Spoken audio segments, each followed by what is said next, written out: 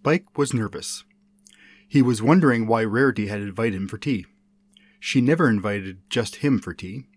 He didn't even like tea, but any chance to spend time with Rarity, especially alone with her, was welcome. He was wearing the bow tie she had made for him and carried a small bunch of flowers. He didn't get very many bits in his stipend, so they were just daisies, not the red roses he wanted to give her.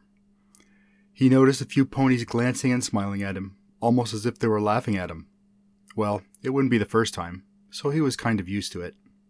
He made his way to the carousel boutique, his mind wandering to recent events. He was still embarrassed about the whole dragon rampage incident. Luckily, no pony seemed to make the connection.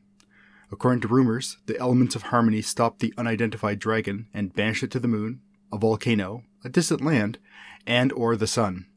He was happy no pony was connecting the dots. As he was getting closer to the destination, he remembered how, while he and Rarity were falling to their potential deaths, Rarity stopped him from speaking. She had tears in her eyes. He could still remember the surprisingly soft hoof touching his mouth. He could still remember her scent, the perfume she wore, never too much, just right. He still wasn't sure if she was crying from the wind, facing death, or what. He just didn't understand why she did that. He was finally at Rarity's shop. The sign said it was closed. That was unusual. It was a weekday after all. He timidly knocked and waited, keeping the prized flowers behind his back. Rarity called out in her delicate voice, "Spike, my little gentle colt, please come in." Spike shyly held the flowers out for her. "These are for you, Rarity." He cursed himself for such a poor gift. Rarity deserved only the finest flowers, not these farcical weeds. Rarity's face lit up with delight at the sight of the humble gift.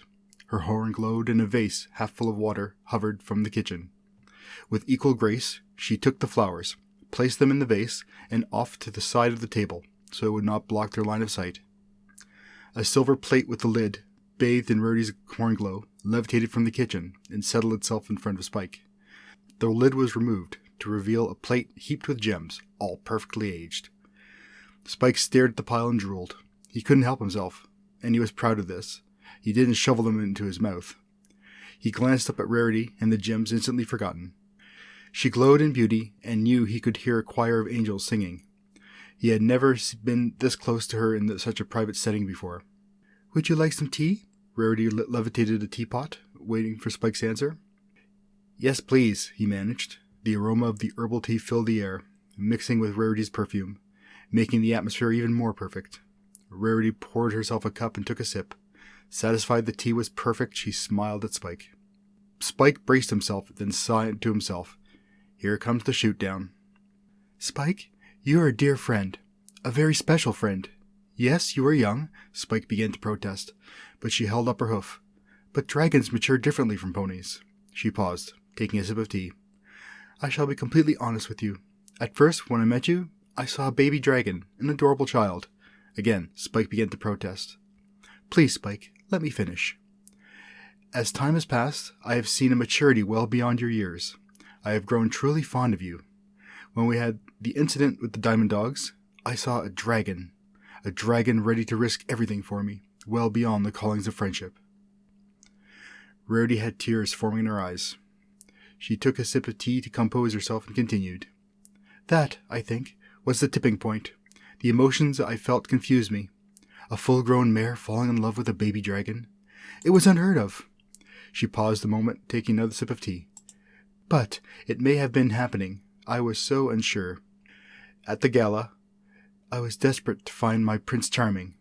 I knew he was by my side the whole time, yet I thought I could find the same thing with Prince Blueblood, that overgrown snobbish foal. I'm so sorry." She sniffed and blew her nose. "This is not going how I imagined it. Then there was the recent incident where we were falling to our deaths. I realized I was more frightened of losing you than of dying." Tears began to flow in her cheeks. "Oh, Spike, I do care for you deeply, but it simply cannot be. You are too young. By the time you are of age, I will be an old mare." "I don't care, Rarity. I'll wait. I'll wait until the universe burns itself to a cinder. I don't care if you're older than Granny Smith. I'll wait for you. I'll always love you." Spike's expression was imploring, begging. Rarity got up, walked beside Spike, and gave him a tender kiss. "I'm so sorry, Spike." Tears cascaded down her cheeks, conflicting emotions burning in her heart. Spike looked at her for a long time. Finally he said, "I think I understand, but I'll always love you. And the minute I've reached the age of majority, I will return, my lady." Rarity was an old mare, but still in decent health and still stunning. She had a long, wonderful career, and the name Rarity was recognized everywhere. She was proud of her achievements, but never overbearing. In her later years, she spent time, talent, and much of her considerable fortune promoting new designers, giving them opportunities she'd never had. Rarity had never married, never finding the right stallion. Oh, she had seen many and even loved a few, but in her heart there was always something missing. They were never the one. She no longer turned heads of younger stallions, but it no longer bothered her. She had been alone for many years.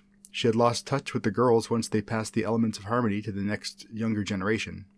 She never felt compelled to contact them, choosing simply to relive their adventures in her mind.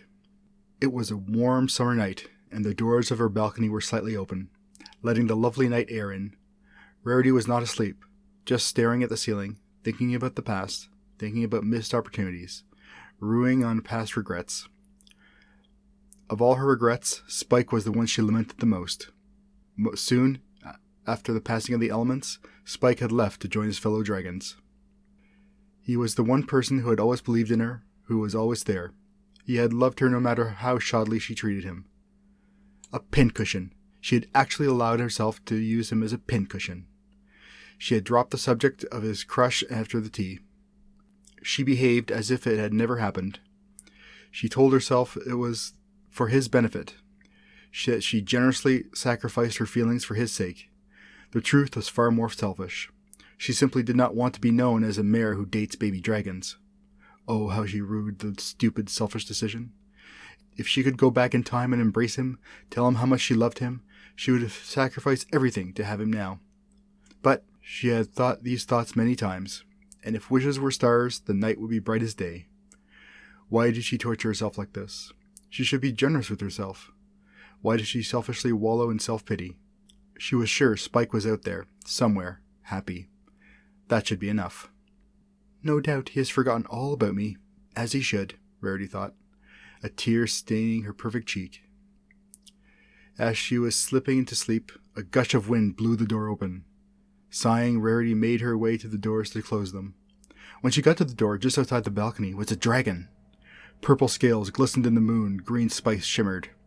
A voice of iron and stone and fire gently spoke. "I have returned, my lady."